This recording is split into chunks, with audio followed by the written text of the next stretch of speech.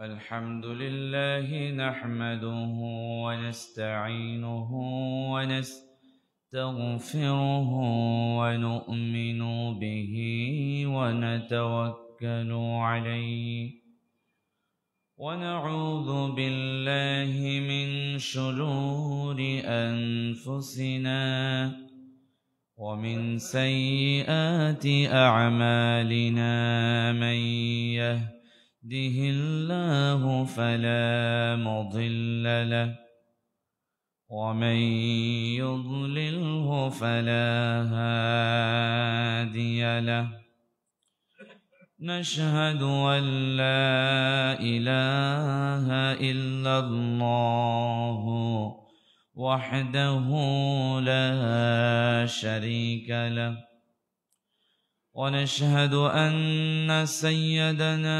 ونبينا وحبيبنا ومولانا وأولانا محمدا عبد الله ورسوله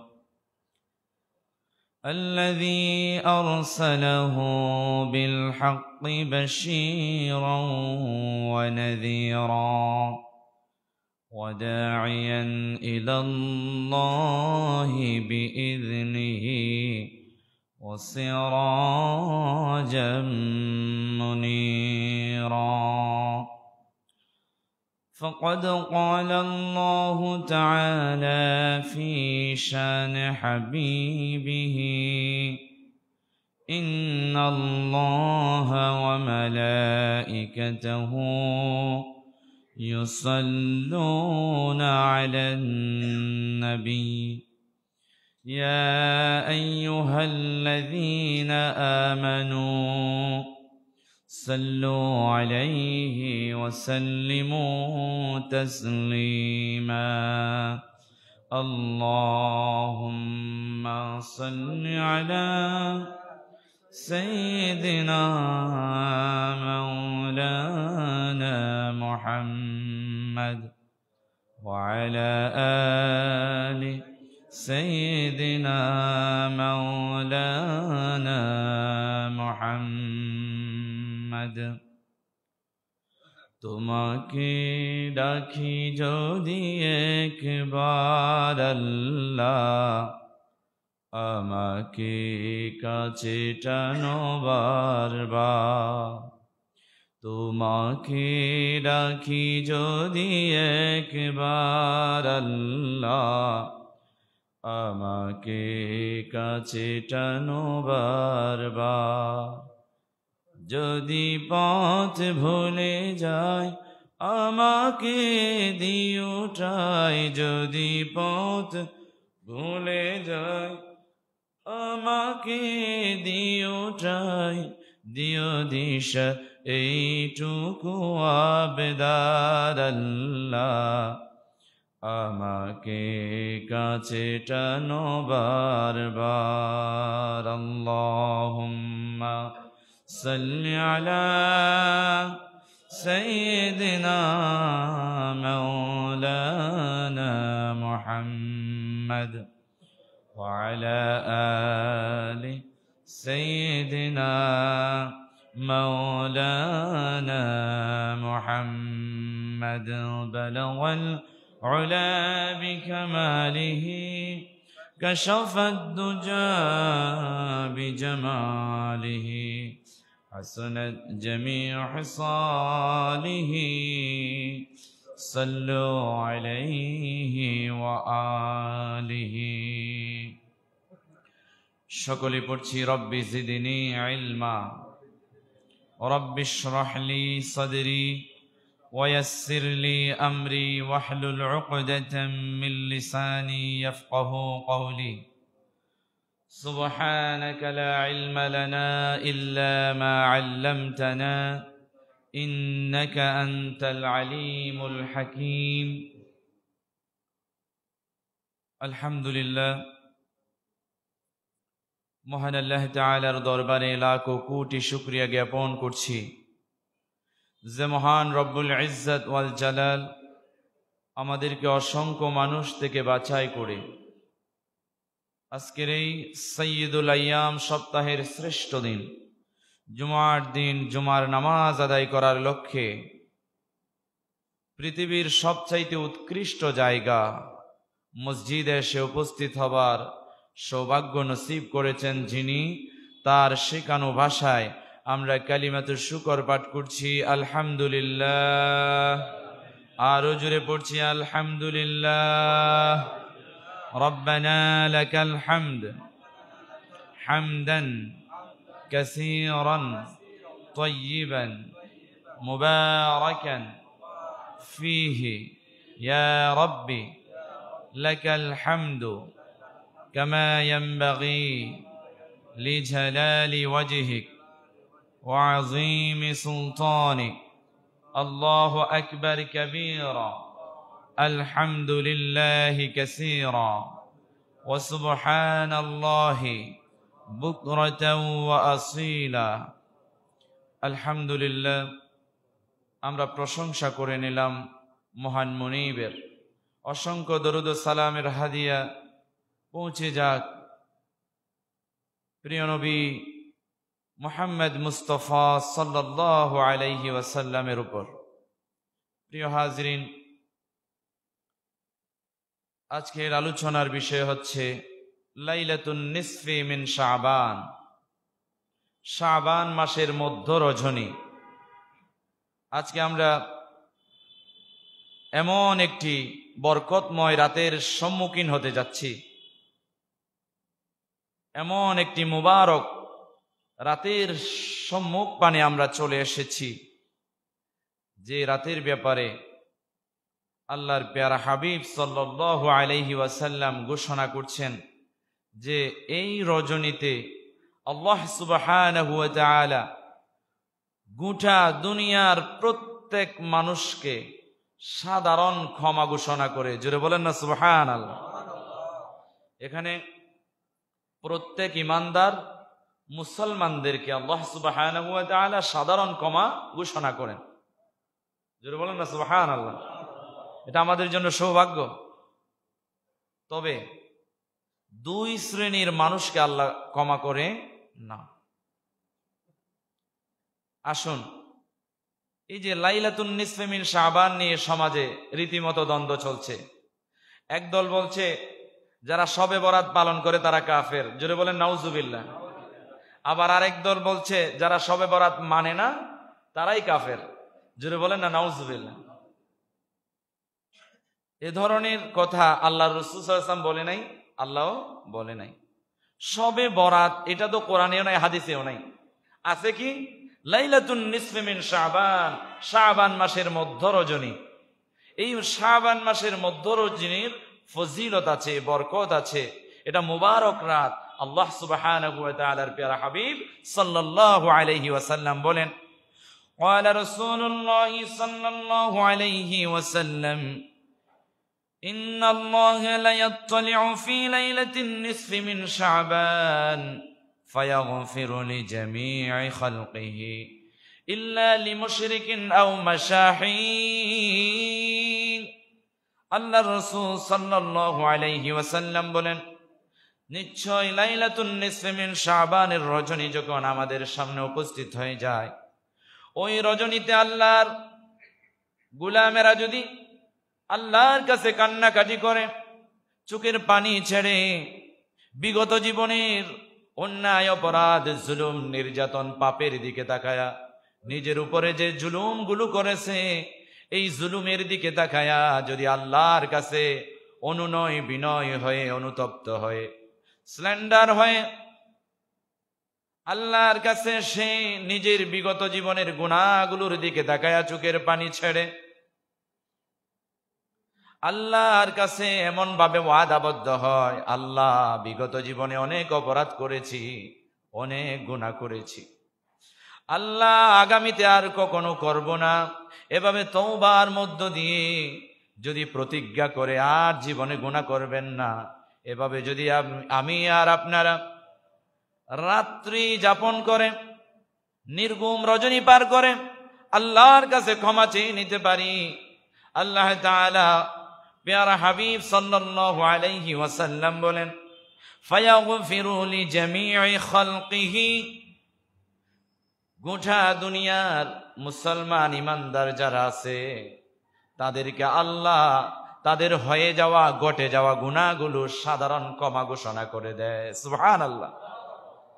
ইল্লা লিমুশরিকিন আও মাশাহিন, তবে এই হাদিসের ভাষায় দুই শ্রেণীর মানুষকে, যে রাতের সাথে আমরা সম্মুখীন হচ্ছি আজকে মোবারকময় রাতে, এই রাতে প্রথমত দুই শ্রেণীর মানুষকে আল্লাহ ক্ষমা করবে না। এক নাম্বার হচ্ছে মুশরিক, যারা শিরিক করে। দুই নাম্বার হচ্ছে মাশাহিন, যারা হিংসা বিদ্বেষ পোষণ করে জমিয়ে রাখে, মানুষের সাথে, মানুষের পাশে, সমাজের মানুষের সাথে হিংসা বিদ্বেষ পোষণ করে রাখে। প্রথম কথা হচ্ছে মুশরিক যারা, দুই নাম্বার হিংসুক যারা, তাদেরকে আল্লাহ ক্ষমা করবে না। আর সকল মানুষকে আল্লাহ সাধারণ ক্ষমা করে দেবে। আসুন একটু মুশরিক এবং মাশাহিন সম্পর্কে আমরা সংক্ষিপ্ত বিশ্লেষণ করি। মুশরিক হলো তারা যারা শিরিক করে। শিরিক কি? শিরিক হচ্ছে আল্লাহ সুবহানাহু ওয়া তাআলার যে ক্ষমতা আছে, সেই ক্ষমতা কোনো মানুষের আছে মনে করা, সেই ক্ষমতা পৃথিবীর অন্য কোন সৃষ্টির আছে মনে করা, এটা শিরিক। আল্লাহ যা দিতে পারেন তা অন্য কেউ দিতে পারে মনে করা। আল্লাহ আমাদেরকে সন্তান দেয়, আল্লাহ আমাদেরকে রিজিক দেয়, আল্লাহ আমাদেরকে শান্তি দেয়, আল্লাহ আবার আমাদেরকে পরীক্ষা করে, আল্লাহ আবার আমাদেরকে শাস্তি দেয় দুনিয়া এবং আখিরাতে। এই সমস্ত বিষয়গুলো একমাত্র কেবলমাত্র শক্তিকার আল্লাহ। আমাকে আপনাকে সন্তান দেয় আল্লাহ। আর আপনি যদি মনে করেন কোন মাজারের পীর বাবার দোয়ায় আপনি সন্তান পেয়েছেন, পীর বাবার পানি পড়ায় আপনি সন্তান পেয়েছেন, মাজারে ছাগল দেওয়ার কারণে আপনি সন্তান পেয়েছেন, মাজারে গরু নিয়ে যাওয়ার কারণে আপনি সন্তান পেয়েছেন, তাই যদি হয় আপনি শিরিক করেছেন, আপনি মুশরিক হয়ে গেছেন। আর শিরিককারীদের গুনাহ আল্লাহ ক্ষমা করে না। আল্লাহ তাআলা কুরআনুল কারীমে বলেন, ইন্নাল্লাহা লা ইয়াগফিরু আন ইউশরাকা বিহি ওয়া ইয়াগফিরু মা দুনা যালিকা লিমান ইয়াশা। নিশ্চয় আল্লাহ শিরিক গুনাহ ছাড়া অন্যান্য সব গুনাহ আল্লাহ ক্ষমা করবে। যারা শিরিক করেছে তারা যদি আবার ইমানটাকে ইমানের পানি দিয়ে ধৌত করে তওবা করে যদি ফিরে আসে, এটা ভিন্ন কথা। আর শিরিক হচ্ছে দুনিয়ার জমিনে সবচাইতে বড় জুলুম। মানুষ নিজের প্রতি জুলুম করার অনেক প্রকারের জুলুম আছে, তন্মধ্যে সবচাইতে বড় জুলুম হচ্ছে শিরিক। আল্লাহ তাআলা কুরআনুল কারীমে বলেন, ইন্নাশ শিরকা লাযুলমুন আযীম। নিশ্চয় শিরিক হচ্ছে বড় জুলুম। শুধু তাই নয়, শিরিক আল্লাহ হারাম করে দিয়েছেন। আর যারা শিরিক করে, শিরিককারীদের জন্য জান্নাত হারাম করা হয়েছে। ফাকাদ হারামাল্লাহু আলাইহিল জান্নাহ। যারা শিরিককারী মুশরিক হয়ে যায়, শিরিক করে, ওই সমস্ত মানুষের জন্য জান্নাত হারাম করা হয়েছে। জোরে বলেন না নাউজুবিল্লাহ। সুতরাং আমি আর আপনি ইবাদত করব, আমাদের এই কপালটা ঝুঁকাবো, আমাদের এই মাথাটা নোয়াবো, এটা কার কাছে? আরো জোরে বলেন কার কাছে? পৃথিবীর কোন শক্তির কাছে আপনার মাথা নত করবেন, আপনি সরাসরি শিরিক করছেন। জোরে বলেন নাউজুবিল্লাহ। আপনি কোন রাজনৈতিক নেতার কাছে মাথা ঝুঁকালেন,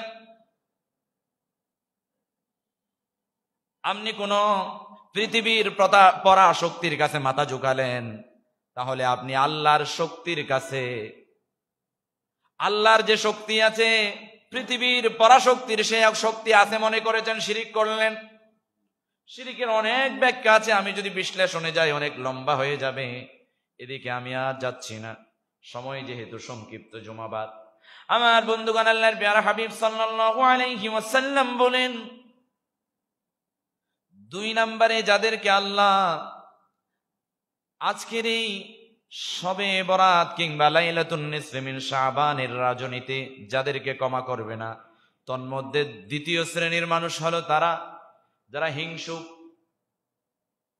আমাদের দেশে এমন কিছু মানুষ আছে যে শুধু উনি নিজেই উপরে, নিজেই মর্যাদাবান, নিজেই সম্মানী, নিজেই শক্তিশালী, নিজের টাকা হোক, নিজের পয়সা হোক, নিজের ধন সম্পদ হোক, অন্য কারো হোক, তা চায় না। এমন কিছু মানুষ আছে না নাই? আছে।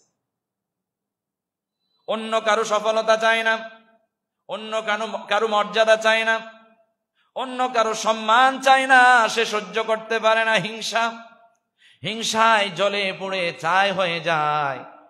একটা মানুষ যখন কোনো মানুষের প্রতি হিংসা করে, বিদ্বেষ পোষণ করে, আল্লাহ তাআলা হিংসাকারীকে নিচের দিকে নামিয়ে দেয়, আর যার প্রতি হিংসা বিদ্বেষ পোষণ করে ওই মানুষটাকে উপরের দিকে তুলে দেয়, তার মর্যাদা বাড়িয়ে দেয়, তার সম্মান বাড়িয়ে দেয়, তার রিজিকে বরকত প্রদান করে। যা দেখে দেখে হিংসুকদের হিংসা জ্বলে জ্বলে পুড়ে পুড়ে ছাই হয়ে যায়। এমনকি আল্লাহর নবী সাল্লাল্লাহু আলাইহি ওয়াসাল্লাম হাদিস শরীফে ঘোষণা করেন, যারা হিংসুক তাদের আমলগুলো, তাদের নামাজ, তাদের রোজা, তাদের জিকির আজকার, তাদের তাসবিহ তাহলিল, দুনিয়ার জমিনে যে সমস্ত দান দক্ষিণা ভালো কাজগুলো আছে, যারা হিংসুকের ঘরের হিংসুক, ওই হিংসুকদের আমলগুলো, নেকির কাজগুলো, সওয়াবের কাজগুলো, দুনিয়াতে আমরা দেখি যে আগুন যেমন লাকড়িকে পুড়িয়ে ছাই করে ফেলে, তার চাইতেও কঠিন ভাবে হিংসা মানুষের নেক আমলকে ভস্ম করে ফেলে। জোরে বলেন না নাউজুবিল্লাহ।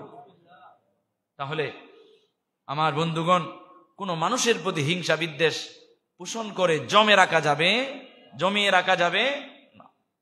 ভালোবাসা ছড়াবেন, মুহাব্বত বিলাবেন, সফলতা কামনা করবেন, কোন মানুষের বিফলতা কামনা করবেন না, কামিয়াবি কামনা করবেন, উন্নতি চাইবেন, তার জন্য দোয়া করবেন। আল্লাহ সুবহানাহু ওয়া তাআলা আপনাকে কামিয়াবি দান করবে, আল্লাহ আপনাকে মর্যাদা দান করবে, আল্লাহ আপনাকে কল্যাণ দান করবে, আল্লাহ আপনাকে অফুরন্ত রিজিক দান করবে।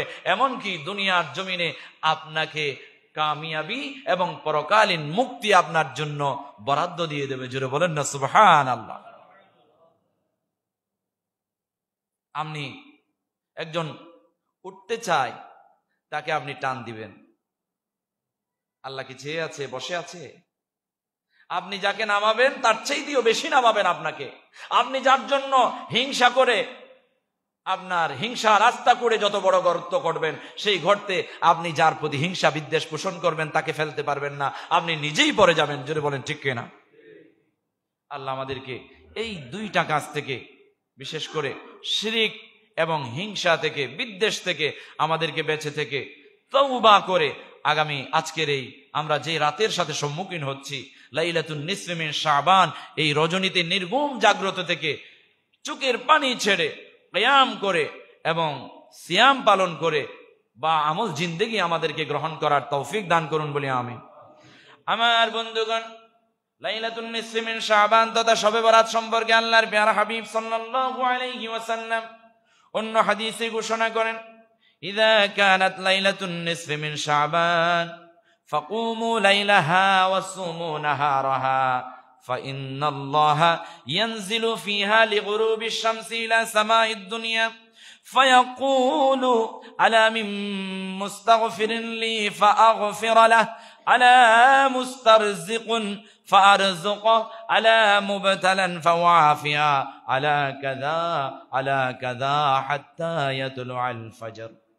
লাইলাতুন নিসফি মিন শাবান যখন চলে আসে, মাগরিব যখন শুরু হয়ে যায়, মাগরিবের পর থেকে আল্লাহ সুবহানাহু ওয়া তাআলা এই রজনীতে বিশেষ একটা দৃষ্টিপাত করেন, দিকপাত করেন। কোথায়? জমিনের দিকে।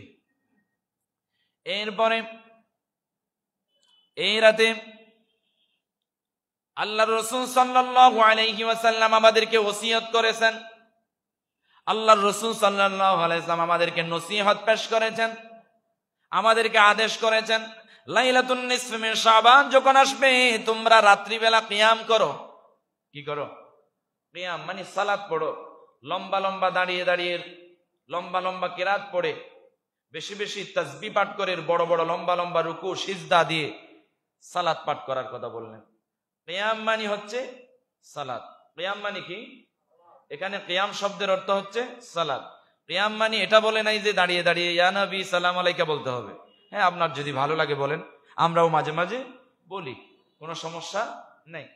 তবে আল্লাহর নবী আমাদেরকে ডাইরেক্ট আদেশ করছেন হাদিস শরীফে, ফাকুমু লাইলাহা, লাইলাতুন নিসফি মিন শাবানের রজনীতে তোমরা একটা আমল করবা, সেটা হচ্ছে লম্বা লম্বা দাঁড়িয়ে দাঁড়িয়ে সময় নিয়ে তোমরা রুকু সিজদা তাসবিহর মাধ্যমে তোমরা সালাত আদায় করবা। তারপরে এখানে ফাকুমু লাইলাহার মধ্যে কিয়াম মানে আরেকটা অর্থ আছে, সেটা হচ্ছে তাহাজ্জুদের নামাজ। সেটা কি? কিয়াম মানে কি? কিয়ামুল লাইল মানে কি? তাহাজ্জুদের নামাজ।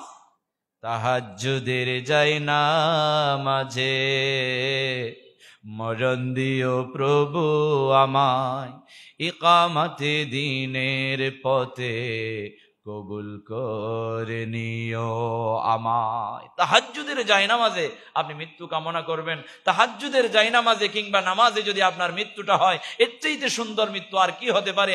আপনি আল্লাহর সাথে কথা বলতে বলতে মৃত্যুবরণ করছেন। জুড়ে বলেন আল্লাহু আকবার। আমরা যখন নামাজে দাঁড়িয়ে যাই, স্বয়ং আল্লাহর সাথে আমরা কথা বলি। জুড়ে বলেন আল্লাহু আকবার। আপনি যখন লাইলাতুন নিসফি মিন শাবান পেয়ে যাবেন, বেশি বেশি কিয়ামুল লাইল তথা তাহাজ্জুদের নামাজ এবং নফল নামাজের মধ্য দিয়ে রাতটা কাটিয়ে দেবেন। আপনি কয়েকটা অংশে রাতটাকে ভাগ করবেন। কিছুক্ষণ কোরআন পড়বেন, কিছুক্ষণ জিকির করবেন, তাসবিহ পাঠ করবেন, আর কিছুক্ষণ আপনি নফল নামাজ পড়বেন। রাতের শেষ ভাগে আপনি তাহাজ্জুদের নামাজ পড়বেন এবং শেষে গিয়ে একেবারে সাহরিকে আপনি সারাদিন রোজা অবস্থায় থাকবেন।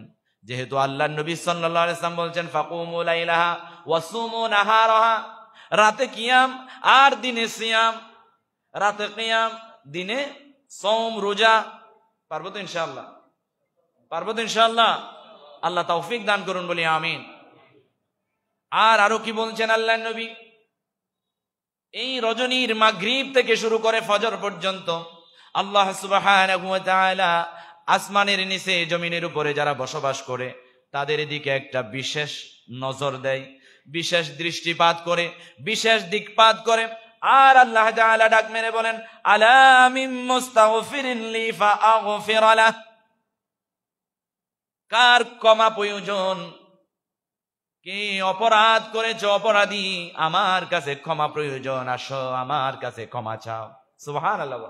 আমরা তো বেশার কম সবাই অপরাধী, গুনাহ করি।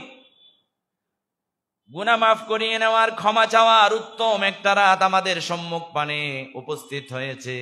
এই মুবারক রজনীতে আল্লাহর কাছ থেকে সাধারণ ক্ষমার পাশাপাশি আমরা যেন একেবারে গুনাহ থেকে মুক্ত হয়ে পাক সাফ হয়ে জান্নাতের জন্য আমাদেরকে প্রস্তুত করতে পারি, সেই তৌফিক আল্লাহ দান করুন, বলি আমিন। 2 নম্বরে আবার আল্লাহ ডাক মারেন, আলা মুস্তারজিকুন ফারজুকহ। কার রিজিক প্রয়োজন, কার আহার প্রয়োজন, কার ধন সম্পদ প্রয়োজন, কার টাকা পয়সা প্রয়োজন, আমার কাছে চাও আমি দিয়ে দেব। সুবহানাল্লাহ।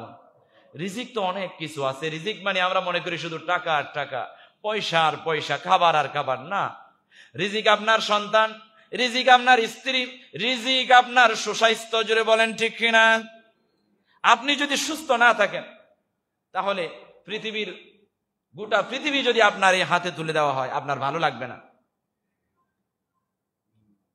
আর আপনার টাকা আছে, পয়সা আছে, গাড়ি আছে, বাড়ি আছে, আপনার একটা সুন্দরী যদি ঘরে নারী না থাকে আপনার ভালো লাগবে না। আর আপনার গাড়ি আছে, বাড়ি আছে, টাকা আছে, পয়সা আছে, ধন সম্পদ আছে, সুন্দরী একটা নারীও আছে, কিন্তু সন্তান নাই।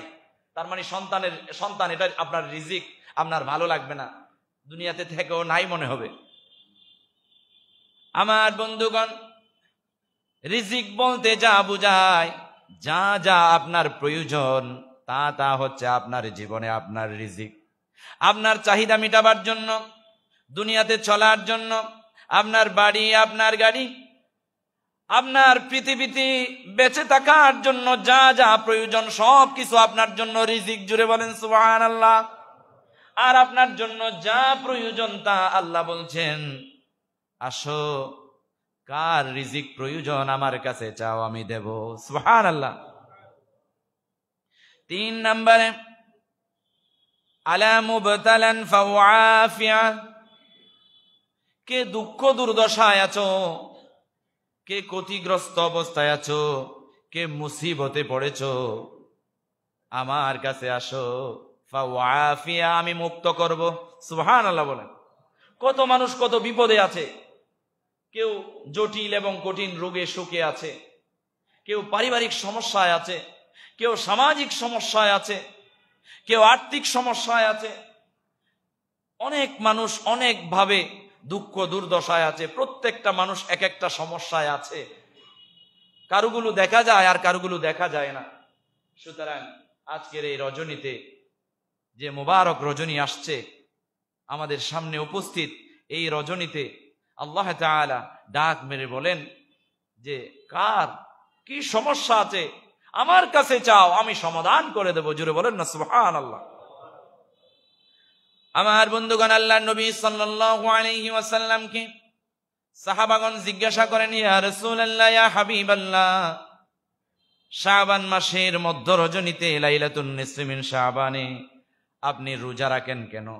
অথবা শাবান মাসে আপনি এত বেশি রোজা রাখেন কেন? আল্লাহর নবী সাল্লাল্লাহু আলাইহি ওয়াসাল্লাম হাদিস শরীফে ঘোষণা করেন, ওয়া হুয়া শাহরুন তুরফাউ ফীহিল আমাল ইলা রাব্বিল আলামিন ফাউহিব্বু আন ইউরফা আমালি ওয়া আনা সাইম। আল্লাহর রাসূল সাল্লাল্লাহু আলাইহি ওয়াসাল্লাম বলেন, শাবান মাস, এই মাসে আল্লাহ পাক রব্বুল আলামিনের কাছে পৃথিবীর জমিনের মুসলমান মুমিনদের, আল্লাহর গোলামদের, আল্লাহর বান্দা বান্দিনীদের আমলগুলো আল্লাহর দরবারে পেশ করা হয়। সুবহানাল্লাহ। আল্লাহর দরবারে কি করা হয়? পেশ করা হয়। আর আল্লাহর রাসূল বলেন, ফাউহিব্বু, আমি ভালোবাসি, আন ইউরফা আমালি ওয়া আনা সাইম, আর আমার আমল আল্লাহর কাছে পেশ করা হবে সেই মুহূর্তে যদি আমি রোজাদার হই। আল্লাহ দেখবেন আমি রোজাদার, রোজা অবস্থায় আমার আমল আল্লাহর কাছে পেশ করা হয়েছে। সুবহানাল্লাহ। আর আমার আমল নামা আল্লাহর কাছে, সারা বছরের আমলগুলো আল্লাহর কাছে পেশ করা হবে। এই অবস্থায় আমি রোজা রাখা অবস্থায় আমার আমলগুলো পেশ করা হোক, এটা আমি ভালোবাসি, আমি পছন্দ করি। জুড়ে বলেন না সুবহানাল্লাহ। ঠিক তেমনি ভাবে আল্লাহর রসুলের যেটা পছন্দের, আল্লাহর নবীর যেটা ভালোবাসার, আল্লাহর নবীর যেটা মহাব্বতের, সেটাও আমাদের মহাব্বত করার প্রয়োজন আছে না নাই? আছে। তাহলে আমরাও এই মাসে বেশি বেশি রোজা রাখবো। বিশেষ করে আগামীকালকের রোজাটা আপনারা কেউ ছাড়বেন না ইনশাআল্লাহ। শুধু তাই নয়, সপ্তাহে 2 দিন, আল্লাহর নবী বলেন সপ্তাহে 2 দিন আল্লাহর কাছে বান্দার সাপ্তাহিক আমলনামা পেশ করা হয়। সুবহানাল্লাহ। বাৎসরিক আমলনামা শাবান মাসে পেশ করা হয়, সাপ্তাহিক আমলনামা সপ্তাহে 2 দিন পেশ করা হয়, সোমবার এবং বৃহস্পতিবার। জুড়ে বলেন আল্লাহু আকবার। আমরা চাইলে সোমবার এবং বৃহস্পতিবারে আমরা রোজা রাখতে পারি। আল্লাহ সুবহানাহু ওয়া তাআলা এই আমলগুলো আমাদেরকে করার তৌফিক দান করুন বলি আমিন। আমার বন্ধুগণ, আর যারা সালাতুত তাসবিহ নামাজ পড়তে পারেন, যদি না জানেন ইমাম সাহেবের কাছে এসে জেনে নেবেন। অনেক গুরুত্বপূর্ণ নামাজ। অনেকেই বলে এটা বেদাত, অনেকেই বলে এত তাসবিহ, এ ধরনের নামাজ আছে নাকি? এগুলো আল্লাহর ওলিরা, সাহাবা ইকরাম রিদওয়ানুল্লাহি তাআলা আলাইহিম আজমাইন, তাবেঈন, তবে তাবেঈন, আইম্মায়ে মুজতাহিদিন, সলফে সালিহিন, আউলিয়া ইকরামগণ পর্যন্ত এই নামাজের আমল করেছেন। তাহলে এখানে আপনি কিয়ামতের আগে এসে বেদাত ফতোয়া দেওয়া মানে আপনি আগা কাটা মুসলমান, নামের মুসলমান, আসল মুসলমান নয়। জুড়ে বলেন ঠিক কিনা? এদেশে আল্লাহর ওলিরা দ্বীন এনেছে, ইসলাম এনেছে। এখানে আপনাদের মতো আর শায়েক আগে ছিল না, আমাদের মতো আলেম আগে ছিল না।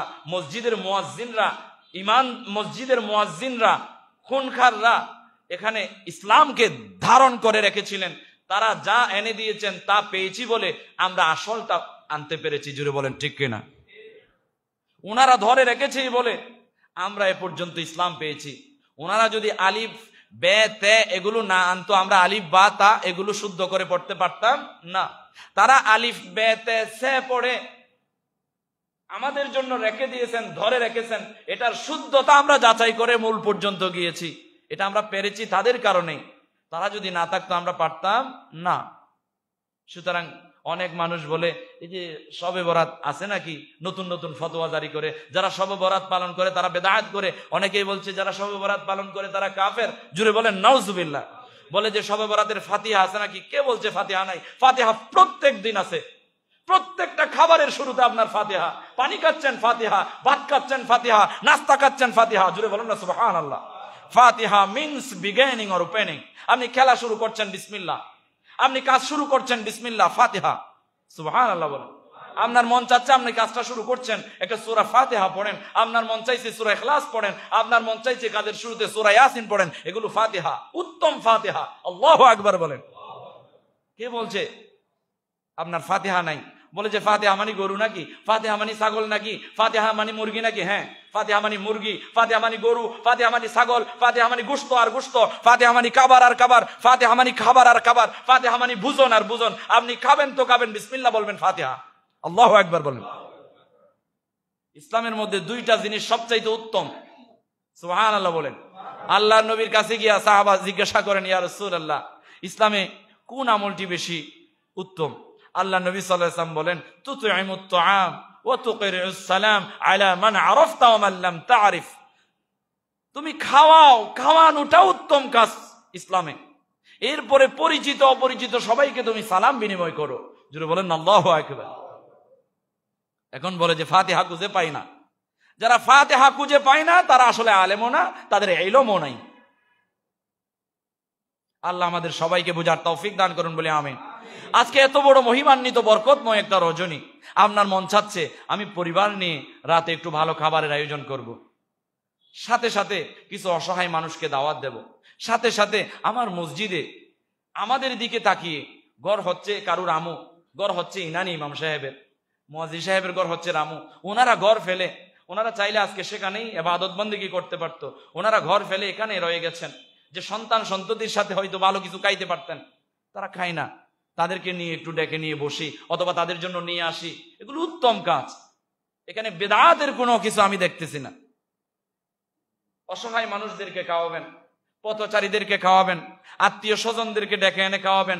প্রতিবেশী যারা অসহায়, যারা 1 মাসেও 2 মাসেও বছরে কয়েকবার গোশত কিনে খাইতে পারে না, আপনি ভালো আয়োজন করছেন, তাদেরকে এক পেয়ালা দিয়ে দেন। তাইলে এই যে সামনে যে রাতটা আসছে, এই রজনীতে আপনি যদি কোনো একটা অসহায় মানুষকে খাওয়ান, এটা যদি ইসলামে উত্তম কাজ হয়ে থাকে, তাহলে এটা বেদাত কেমনে হয়? এর চাইতে ভালো কাজ আর কিছুই হতে পারে না। আমার একটা ঘটনা মনে পড়ে গেছে, এটা বলেই আমি শেষ করে দিচ্ছি আজকে। কক্সবাজারের একজন ব্যবসায়ী, নাম বলছি না, এখন বিশাল হোটেলের মালিক। 3টি জায়গায় তার জায়গা। সাতকানিয়া থেকে এসেছিল শুধু একটা শার্ট এবং লুঙ্গি। তিনি তার জীবনের কাহিনী আমাকে বুঝিয়েছেন, বলেছেন যে উনি একদিন হঠাৎ করে এমন একটা অসহায় মানুষ, ক্ষুধায় কাতর হয়ে গেছে, তরতর করে কাঁপছিল, পাশের বাড়ির একটা দোকানে খেতে চাইছিল, খাবার দেয় নাই। উনি সবেমাত্র ছোট্ট একটা দোকান খুলেছেন, সেখানে উনি এসে খাবার চাইছেন। সাথে সাথে তার অবস্থা দেখে পেট ভর্তি করে যা ভালো কিছু ছিল তা দিয়ে ভাত খাওয়াইছে। তিনি হাত তুলে দোয়া করে দিছে। এরপরে তিনি এমনভাবে তার কল্যাণ সাধন হয়েছে, এমনভাবে কল্যাণ সাধন হয়েছে। কক্সবাজার এসেছিল একটা শার্ট এবং লুঙ্গি নিয়ে, তাও ঘরে না বলে চলে এসেছিল, পড়াশোনা না করে, শুধু গাড়ি ভাড়াটাই ছিল। আবার এখান থেকে ঘরে যাওয়ার জন্য গাড়ি ভাড়াই ছিল না। উনি আজকে কক্সবাজারের 3টা জায়গার মালিক এবং বিশাল একটা রেস্টুরেন্টের মালিক।